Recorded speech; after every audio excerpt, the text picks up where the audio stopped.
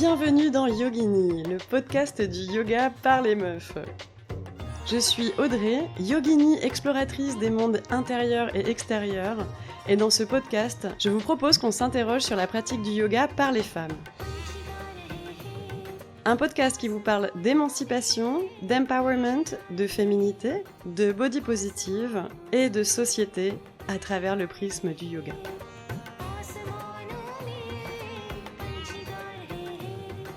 Et donc on va démarrer ce podcast avec un premier épisode dédié à une question qui vous a peut-être paru brûlante dès que vous l'avez lu. Le yoga est-il une pratique émancipatrice ? Alors le réflexe de tout le monde sera de dire évidemment que oui, vu qu'on est beaucoup à pratiquer le yoga.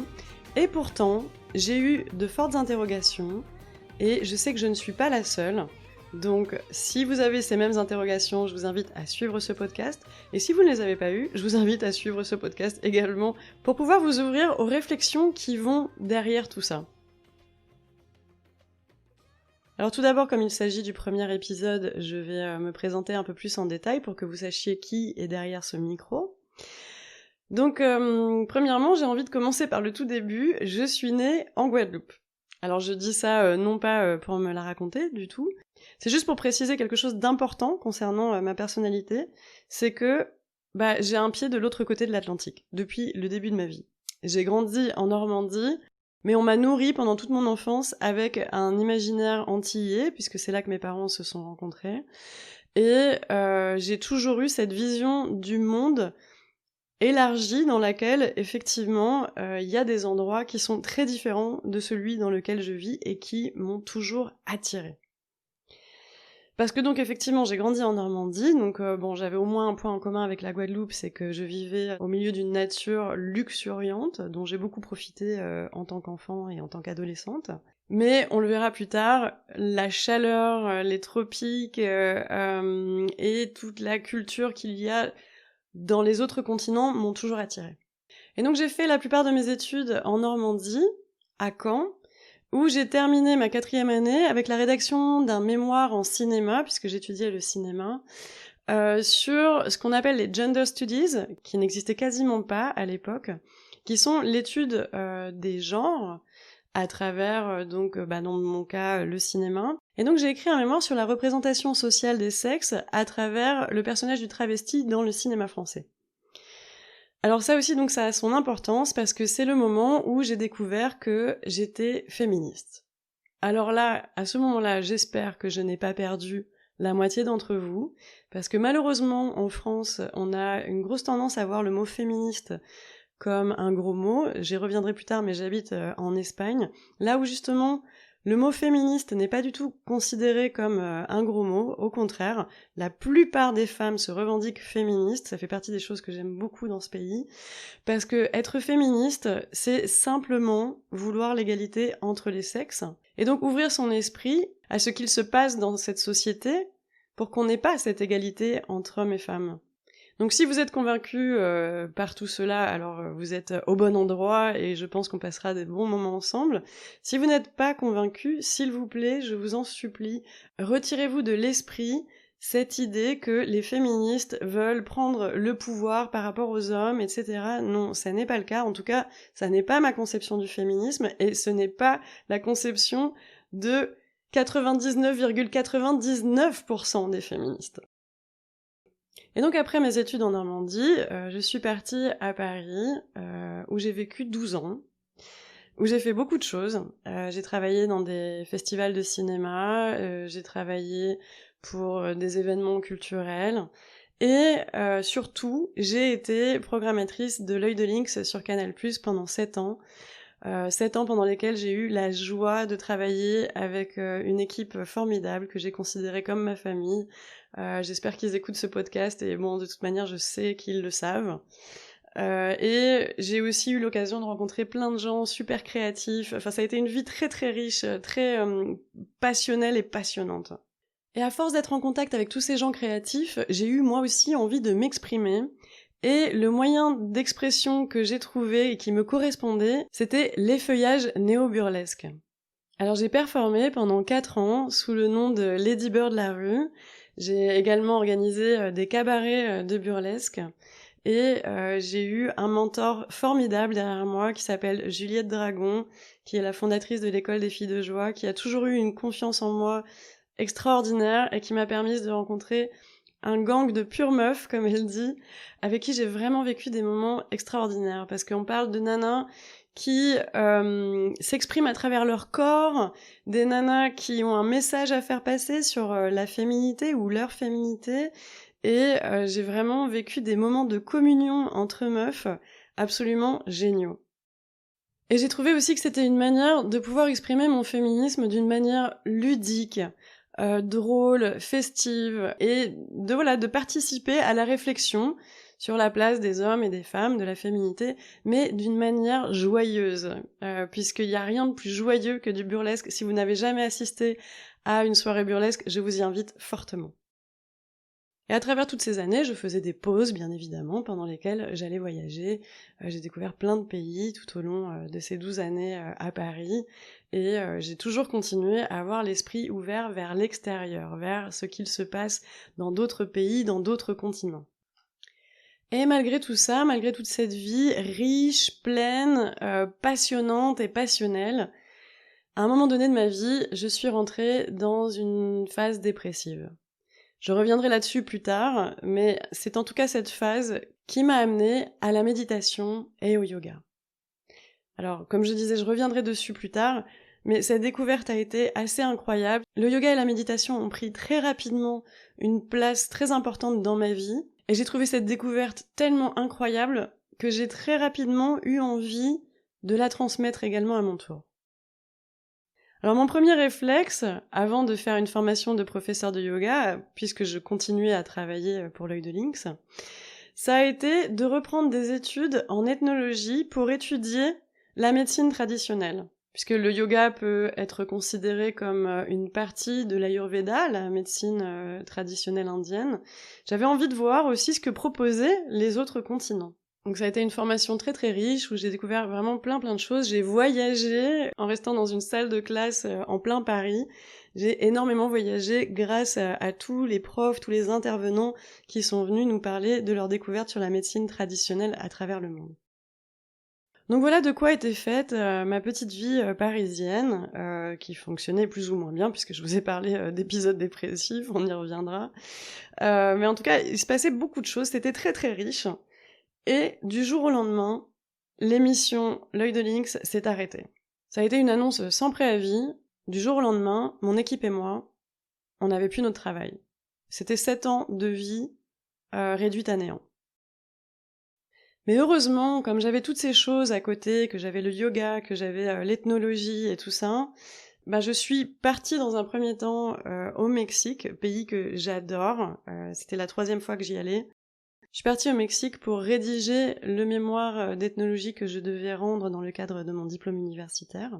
Et je suis repartie dans l'état de Veracruz, que j'aime particulièrement. Et ça a été une révélation. Une révélation pure et dure. Je suis revenue en France et je me suis dit, ok, la vie c'est pas que Paris. Tu veux transmettre le yoga depuis longtemps, prends-toi un billet, pars en Inde, deviens prof de yoga et vis la vie que tu souhaites. Donc c'est ce que j'ai fait, je suis partie dans le sud de l'Inde, accompagnée de mon amie de toute la vie, Julie, dont je vous parlerai sûrement au fur et à mesure de ce podcast. Et nous sommes partis donc faire une formation de Hatha et Ashtanga. Et j'aurai sûrement l'occasion de vous parler plus en détail de cette formation par la suite.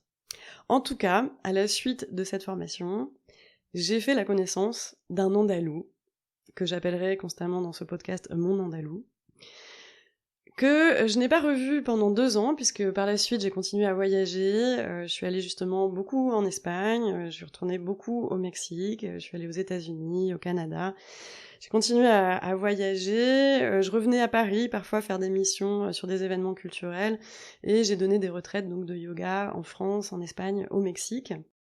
Et au bout de 2 ans de voyage, j'ai revu cet Andalou dans sa ville, Malaga, lors de l'été 2019, l'année dernière. Et sans rentrer dans les détails, il nous est apparu évident très rapidement qu'il fallait que je vienne vivre avec lui à Malaga. Et je suis donc arrivée à Malaga en mars dernier, mars 2020. Que s'est-il passé en mars 2020 ? On reviendra là-dessus, bien évidemment, mais en tout cas, c'est depuis Malaga que j'enregistre, et c'est depuis Malaga que je vous propose un ensemble de contenus en ligne qui me permettent de vous exprimer ma vision du yoga. Alors donc, je vais revenir sur pourquoi je me suis mise au yoga. J'ai mentionné donc un état dépressif. Effectivement, même si le mot est très très fort, ça a été mon cas lorsque j'ai divorcé et qu'ensuite d'autres éléments se sont ajoutés à ce divorce et que oui, je suis rentrée dans un état où j'avais, comme on dit, le hamster dans sa roue qui tournait en permanence. J'étais dans des pensées très très sombres, très très noires, et c'était permanent. C'est-à-dire que ça roulait en permanence dans ma tête et j'étais complètement fermée au niveau du corps. Je n'étais que souffrance, en fait. L'état mental dans lequel j'étais m'avait fait rentrer dans une espèce de prison corporelle hyper dure à vivre. Et à un moment donné, au moment où ce n'était plus possible, au moment où il fallait vraiment que j'arrête ça, j'ai demandé à Google comment arrêter d'être constamment dans son mental. Et Google m'a parlé de méditation pleine conscience. Et j'ai donc démarré la méditation pleine conscience. Et là, j'ai eu enfin l'occasion de découvrir la paix intérieure qui se logeait en moi. Ça a été une découverte magnifique, j'avais besoin de faire le vide, j'avais besoin de revenir à mes sens, j'avais besoin de revenir à des choses essentielles, comme les sensations dans mon corps, comme le simple fait d'observer sa respiration, et tout ce qui vient avec, c'est-à-dire la gratitude, la bienveillance envers soi-même, un ensemble de choses dont j'aurai l'occasion de vous parler par la suite. Mais en tout cas, ça a été une merveilleuse découverte qui m'a reconnectée à mon corps, et à travers ça, je me suis dit qu'il serait intéressant de continuer un peu plus loin là-dedans, et je me suis donc mise au yoga.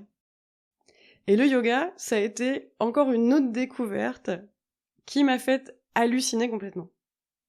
J'ai démarré le yoga, j'étais à peu près souple comme un piquet, et j'avais les bras à peu près en spaghetti. Je m'étais complètement coupée de mon corps pendant toutes ces années de travail intellectuel, de fêtes, de rencontres. Et du coup, basiquement, je ne savais même pas si mon corps était capable de faire quoi que ce soit. Et puis en fait, très rapidement, en mettant en place une pratique quotidienne, je me suis rendu compte que si, je pouvais être souple, que si, je pouvais avoir de la force. J'ai commencé à faire des postures comme tout simplement la pince assise. Attraper mes orteils, c'était complètement inconcevable pour moi. Ou bien les postures d'équilibre, quand j'ai fait le corbeau pour la première fois, j'ai complètement halluciné sur mes bras. Je me suis dit, mais qu'est-ce qui se passe? Ah bon, c'est possible, on peut faire ce genre de choses? Donc ça a été vraiment une découverte merveilleuse. Je découvrais la paix intérieure, une sérénité et un rapport à mon corps que je ne soupçonnais pas. Et au-delà de ça, petit à petit, je suis rentrée dans un état d'indépendance que je n'avais jamais vécu dans ma vie auparavant. C'est-à-dire que j'étais cette personne qui apparemment était consciente que elle était de bonne compagnie pour ses amis, puisqu'apparemment ils avaient l'air de passer des bons moments avec moi. Mais par contre, je m'étais toujours considérée comme de très mauvaise compagnie pour moi-même. Et avec le yoga et la méditation, j'ai mis en place une hygiène de vie, une routine personnelle, qui m'ont fait découvrir que c'était très agréable de passer des moments avec moi-même. J'ai commencé à faire des randonnées dans la nature toute seule, j'ai commencé à pouvoir manger toute seule en appréciant vraiment cela. J'ai commencé à faire un ensemble de choses qui me permettaient de me dire « Bah non, mais on est bien avec soi-même en fait, ça se passe pas trop mal finalement ». Et ça a été hyper libérateur. Et donc vous allez me demander, bon bah alors tout va bien en fait, pourquoi elle se prend la tête, pourquoi elle va se demander si le yoga est une pratique émancipatrice? Apparemment oui, puisqu'elle parle de libération. Alors effectivement oui, bien évidemment, au départ. Puis, au bout de quelques années, j'ai commencé à m'interroger. Dès l'année dernière, en fait, au début de 2019, j'ai commencé à avoir une petite fatigue avec le yoga que je pratiquais le plus et qui me faisait le plus de bien au départ, qui était le yoga Shivananda. Le yoga Shivananda, c'est un yoga très traditionnel. C'est un yoga mis en place dans les années 30 par donc Shivananda, qui était un médecin et maître de yoga, et qui a envoyé en Occident, dans les années 60, un de ses disciples qui s'appelle Vishnu Devananda, et qui a monté énormément d'ashrams et de centres dans le monde entier. Et dans ces centres et ashrams, on y promeut un yoga qui s'accompagne d'un mode de vie très strict. Le yogi ne fume pas, ne boit pas, ne pratique pas le sexe, est végétarien. Il y a un ensemble de pratiques qui vont autour de la pratique du yoga physique, qui en font une pratique très profondément spirituelle. Dans ce type de yoga, on va chercher à se débarrasser de toutes nos pensées, de toutes nos émotions, pour pouvoir accéder à samadhi, la libération absolue, c'est-à-dire le vide. Et je vous dirais qu'au début, c'est ça que je cherchais. J'avais besoin de faire le vide, j'avais besoin de paix intérieure, j'avais besoin de calme. Et ça m'a fait beaucoup de bien. Au milieu de ma vie parisienne, j'avais besoin de moments comme ça où je faisais le vide. Mais lorsque le yoga a commencé à devenir ma vie, dans le sens où j'ai commencé à l'enseigner, je me suis très vite dit, non, ça, j'irai pas. Oui, je suis devenue végétarienne, mais renoncer à l'alcool, à la cigarette et au sexe, je me suis dit non, c'est pas pour moi. Et du coup, je me suis retrouvée un petit peu, pardonnez-moi l'expression, avec le cul entre deux chaises. C'est-à-dire que je me suis retrouvée avec une sensation de gap énorme entre le type de yoga que j'avais en tête, très spirituel, chargé d'une ascète très profonde, et la vie que j'avais réellement et le type de relation que je voulais avoir avec les autres. En plus, autour de ça, il y avait énormément de choses qui me faisaient me sentir un peu sale en tant que femme, puisque dans les centres et ashrams Shivananda, il y a une tenue appropriée, bon, pour les hommes et pour les femmes, mais par exemple, dans certains ashrams Shivananda, le pantalon large est obligatoire, c'est-à-dire que le pantalon slim peut être mal vu. Ça a été surtout le cas lorsque je suis allée visiter l'ashram Shivananda à Madurai en Inde, puisque bon, forcément, là-bas, la tradition est beaucoup plus forte. Mais en attendant, il y avait des choses comme ça, par rapport à la sexualité, qui faisaient que je ne m'y reconnaissais pas. Et dans l'absolu, je n'étais pas complètement non plus dans la spiritualité offerte par Shivananda. C'est-à-dire que ceux qui vivent à Shivananda, les swamis, les moines du yoga, deviennent très rapidement hindouistes. Moi, ce n'était pas du tout mon intention. Et il est vrai que donc, par exemple, quand je séjournais dans des ashrams Shivananda, chaque fois que j'arrivais, j'avais toujours un petit peu peur. À chaque fois, je me disais, oh là là, ça chante quand même beaucoup de mantras, ouais, il y a pas mal de gens avec des crânes rasés, et puis, ils se disent Om Namah Shivaya pour se dire bonjour. Et puis, chaque fois, en fait, je me faisais séduire par la paix, la sérénité qui se dégageait de ce genre de lieu, mais c'est vrai que je constatais qu'à chaque fois que j'arrivais là-bas, j'avais toujours une petite réticence. Donc je suis partie à la recherche de quelque chose qui me correspondait plus. Et donc lorsque je suis retournée au Mexique pour la 6e fois l'année dernière, je me suis cherché une petite communauté de yoga qui correspondrait plus à une vision ouverte, moderne, plus hippie du yoga. Et je suis arrivée dans une petite communauté à Mazunte, dans l'état de Oaxaca, qui s'appelle Casa Om, et dans laquelle j'ai eu l'occasion de découvrir un yoga des Toltecs. Alors tout ce que je vais vous raconter par la suite, je le développerai au fur et à mesure de ce podcast, dans d'autres épisodes. Mais je vais juste vous mentionner tous ces éléments pour que vous compreniez en fait la base de ma réflexion et comment j'ai aussi réussi à aller vers autre chose par la suite.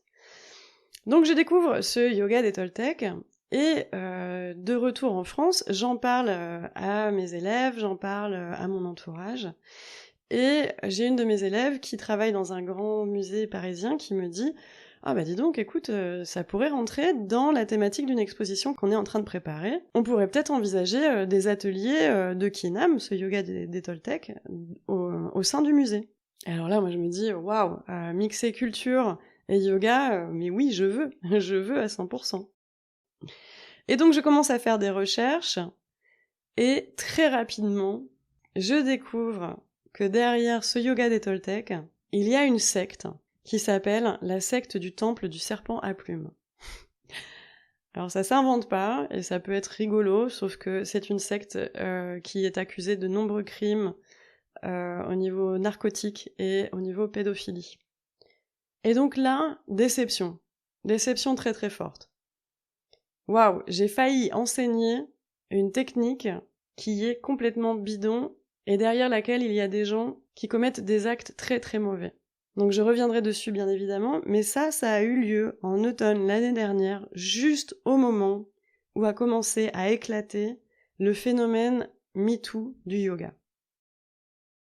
Donc je ne sais pas si vous l'avez suivi, le phénomène MeToo a mis plus de temps à débarquer dans le monde du yoga que dans d'autres univers, mais en tout cas, pendant tout l'automne 2019, on a découvert que Patabi Joyce, Yogi Bhajan, Iyengar et bien d'autres avaient abusé sexuellement de nombreux de leurs disciples.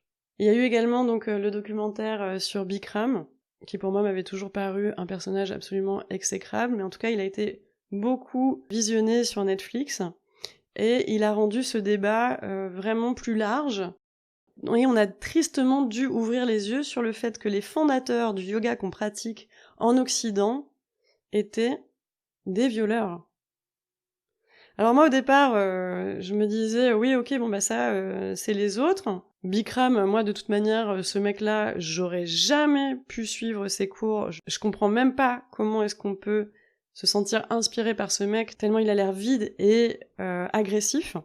Sauf que à la fin de cet automne 2019, en décembre 2019, j'ai découvert que Vishnu Devananda, le fondateur en Occident du yoga Shivananda, avait lui aussi abusé de certaines de ses disciples. Donc déception très très très très forte et remise en cause de ma pratique. Alors je reviendrai là-dessus bien évidemment dans d'autres épisodes, mais ça ne s'arrête pas là. Ça ne s'arrête pas là, ça continue à un niveau personnel quand une amie à moi part à Mazunte au Mexique et que je lui dis « Va à Casa Home », la communauté dans laquelle j'avais séjourné, et va voir Olivero, un prof de yoga tantra, qui avait également une pratique énergétique très puissante. Il avait manipulé mes épaules et toute la zone de mon cou, de mes trapèzes, qui est la zone qui chez moi subit beaucoup de stress. Et ça avait été très libérateur. Donc je lui dis, va voir Olivero. Et mon ami me répond, eh bien, Olivero n'est plus là-bas. Il a été accusé d'abus sexuels. Et donc là, vraiment, j'ai commencé à avoir un gros ban. J'ai commencé vraiment à voir le yoga comme un monde fait de beaucoup de femmes, puisqu'on est une grosse majorité de femmes à pratiquer, dans lequel il y a ainsi des maîtres qui sont de véritables prédateurs pour nous, en fait. Ma déception, en fait, ça a été celle de me rendre compte que ma pratique n'était pas née dans le cerveau de gens aussi purs que ce qu'on avait tendance à s'imaginer.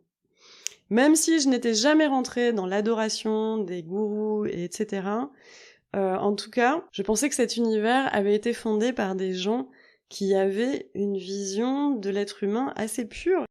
Ils représentaient mes exemples de bienveillance, et je leur étais très reconnaissante.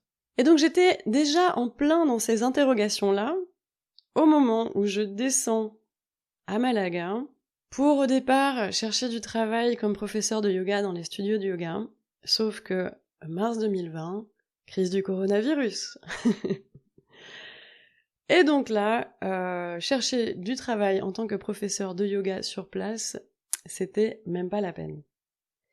Donc très rapidement, comme tous les profs de yoga, j'ai dû penser à développer mon activité en ligne. Mon premier réflexe a été de créer un programme en ligne nommé Bonjour Émotion, puisque c'était effectivement sur la thématique émotionnelle que j'étais venue au yoga au départ. Donc j'ai conçu un programme de méditation, yoga et cours théoriques accompagnés de petits exercices de coaching. Et pendant que je faisais ça, j'ai donc commencé à remanier mon image en ligne, puisque je n'allais plus travailler pour l'association pour laquelle je travaillais en France, mais j'allais donc enfin développer mon image personnelle. Et donc en rentrant dans cette problématique de développer mon image en ligne, j'ai commencé à rentrer dans encore plus d'interrogations. J'ai commencé à penser mon public, par exemple. Et en pensant mon public, m'est venue cette question: pourquoi y a-t-il autant de femmes qui pratiquent le yoga en comparaison avec les hommes?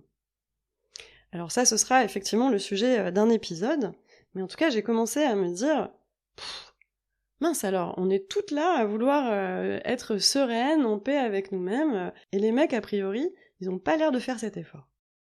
Ensuite, en travaillant sur mon image, j'ai commencé à regarder les sites d'autres personnes, leurs comptes Instagram, etc. Et là, j'ai découvert un monde de perfection que je connaissais avant, bien évidemment. Je m'étais déjà intéressée à ce que faisaient les autres sur Internet. Mais là, j'y ai vraiment consacré du temps. Et là, j'ai vraiment vu donc des milliers d'Instagrammeuses avec des corps absolument parfaits, qui faisaient des postures absolument incroyables, de manière absolument parfaite, le tout toujours dans des tons très pastels, très sereins, très en paix. Et en essayant de travailler mon image, je me suis dit: «Ah, je suis rien de tout ça. Je suis rien de tout ça». J'ai regardé mon corps et je me suis dit: «Bah non, je suis pas foutue comme ça». Alors attention, je me plains pas, hein, je fais partie des gens minces, clairement, hein, je veux pas, qu'on se dise: «Attends, c'est bon, de quoi on parle?» Mais non, je parle justement de ce que provoque ce genre d'image, de perfection absolue, et de comment une nana mince et pas trop mal foutue peut commencer à se sentir mal, justement en étant exposée autant à des images de perfection comme celle-ci. Donc voilà, ça c'est une autre question sur laquelle on reviendra dans ce podcast. Et ensuite, en me séparant de mon association, j'ai commencé à me chercher un nom pour mon identité en ligne. Et le premier nom qui m'est apparu à l'esprit avant Audrey Yoga, c'était Audrey Yogini. Et donc je l'ai envoyé à quelques amis avec le nouveau logo que m'avait designé mon amie Stéphanie, que je remercie encore 10 000 fois. Et le retour de mes amis, ça a été ok, mais ça veut dire quoi? Et donc là, je me rends compte que même à l'intérieur des gens qui pratiquent le yoga, le mot yogini est parfaitement inconnu. Donc si c'est votre cas, voici la définition. La yogini, c'est la pratiquante féminine du yoga. Et pourtant, on utilise toujours le mot yogi lorsqu'on parle d'une pratiquante de yoga. Et je me suis vraiment demandé pourquoi, et en cherchant un petit peu, je me suis rendu compte qu'en fait le mot yogini en sanskrit veut également dire sorcière. Alors on reviendra bien évidemment aussi au cours de ce podcast sur cette figure de la yogini, mais la yogini, elle n'a rien à voir avec ce qu'on nous vend sur Instagram justement. La yogini, elle est très puissante, elle fait peur, elle a des pouvoirs magiques, elle se nourrit du sang des hommes, elle a une sexualité débordante, et par-dessus tout, elle est libre, elle est très très libre. Donc ça lui donne des caractéristiques communes avec la sorcière. Donc voilà, ça a été l'autre question, ça a été, mince alors, même à l'intérieur du yoga, cette image de la puissance féminine, elle est complètement gommée. On la rejette complètement. Et donc, toutes ces interrogations réunies ont commencé à me faire penser, mais attends, mais c'est quoi le monde du yoga? Le monde du yoga, c'est un monde composé d'une grosse majorité de meufs qui sont à la merci d'une minorité de mecs qui peuvent se montrer comme des prédateurs, et dans lequel, nous, on est en train d'essayer absolument d'être belle, d'être forte, et d'être en même temps sereine et douce, et d'être complètement multitask. C'est-à-dire que si on se réfère à certains profils yoga Instagram, on a l'impression que quand on pratique le yoga, on devrait être capable, en même temps qu'on est en train de faire des postures de dingue sur notre tapis, de faire du tofu organique homemade, de coudre son propre pantalon de yoga, en ayant l'ordinateur ouvert sur les mails de notre entreprise personnelle et en éduquant nos gamins. Et donc en même temps que j'étais en train de rédiger Bonjour émotion, j'étais en pleine réflexion sur la nature de ma pratique. Et donc là c'est le moment où vous vous dites mais attends, c'est pas un podcast qui parle de yoga là, pourquoi est-ce qu'elle est en train de nous le détruire? Non, absolument pas, je ne détruis pas le yoga. Je parle de réflexions qui à mon sens sont importantes de garder en tête si on veut justement avoir une pratique du yoga qui se fasse dans une liberté complète et qui se fasse dans un désir d'émancipation, ce qui est mon cas. Et fort heureusement, on le sait bien, toute crise a une fin. On espère que celle du coronavirus arrive le plus vite possible d'ailleurs. Mais donc au milieu de toutes ces réflexions, il y a eu un moment donné où je me suis dit, bon ok, comment on revient en contact avec ce qui nous animait au départ dans le yoga? Eh bien premièrement, je me suis fait un très très beau cadeau. C'est-à-dire que je me suis offert le programme Serenity, le programme conçu par Laura Cardozo de Parole de Yogi, qui est un programme dédié aux professeurs de yoga qui souhaitent ou lancer leur activité de professeur ou bien lui faire prendre un nouveau départ. Et Laura, merci à toi si tu m'écoutes, m'a permise de me reconnecter avec mon cœur, avec la raison initiale pour laquelle je faisais tout ça. Elle m'a permis de me reconnecter à ce que j'ai profondément à l'intérieur de moi. Elle m'a permis de me questionner sur ce qui m'animait réellement dans le yoga. Et je me suis rappelé que ce qui m'animait profondément, c'était justement l'indépendance, l'émancipation. Et je me suis rappelé que c'était ça que j'avais envie de vous transmettre. C'est-à-dire que justement, le yoga ne doit à aucun moment nous amener à nous comparer avec les images Instagram qui vont avec le hashtag yoga. Le yoga, au contraire, c'est fait pour aimer son corps. C'est fait pour célébrer la vie qui circule dans chacune des cellules de notre corps.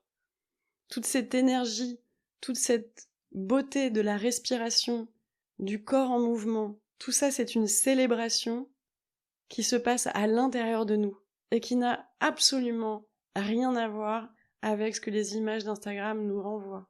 La nana qui fait sa super posture de yoga sur Instagram, peut-être qu'à l'intérieur, c'est le chaos interne.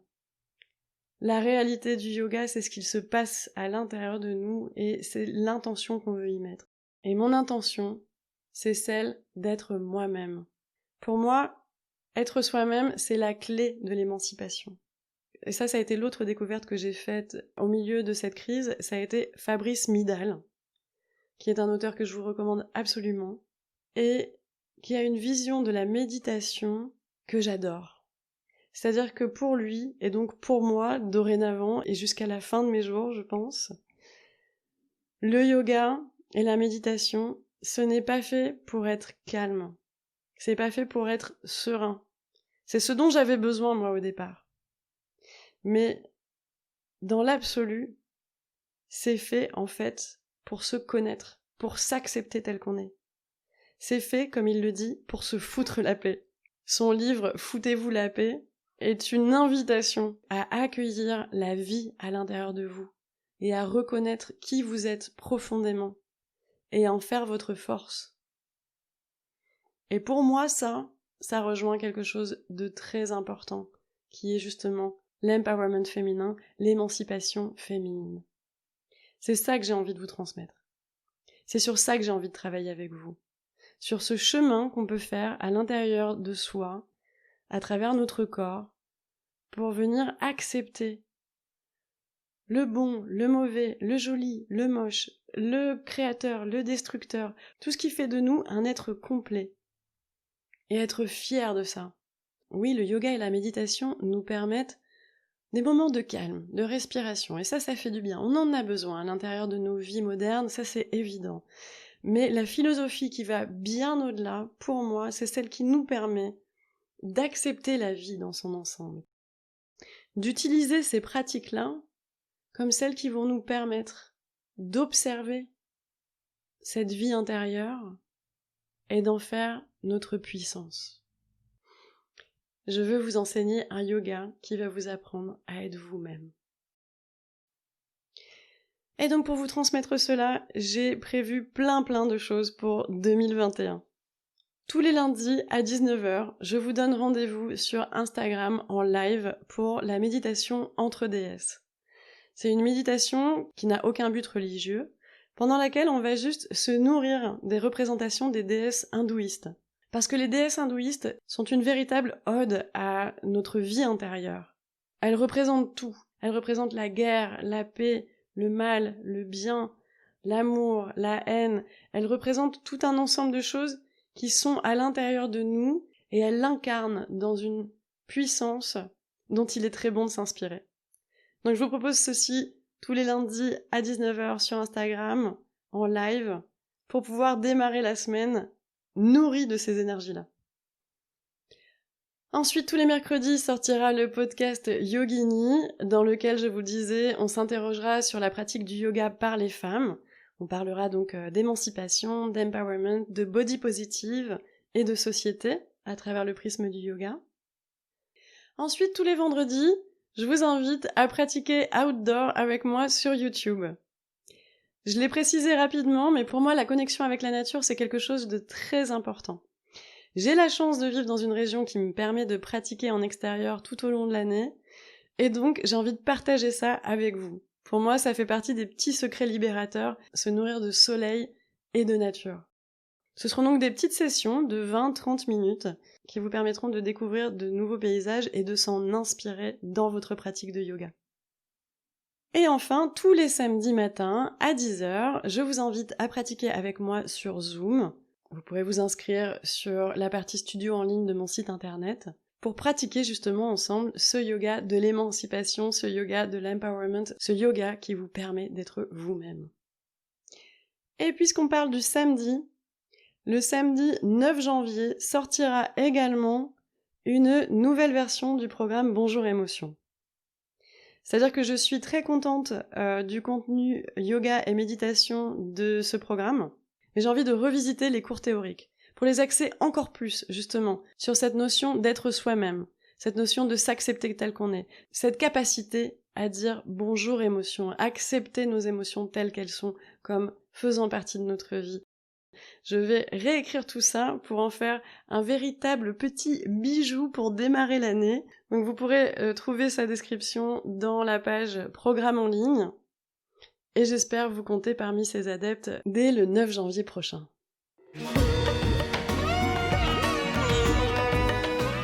Voilà, alors j'espère que cet épisode vous a plu. Je vous invite à le commenter, à le noter ou à le partager.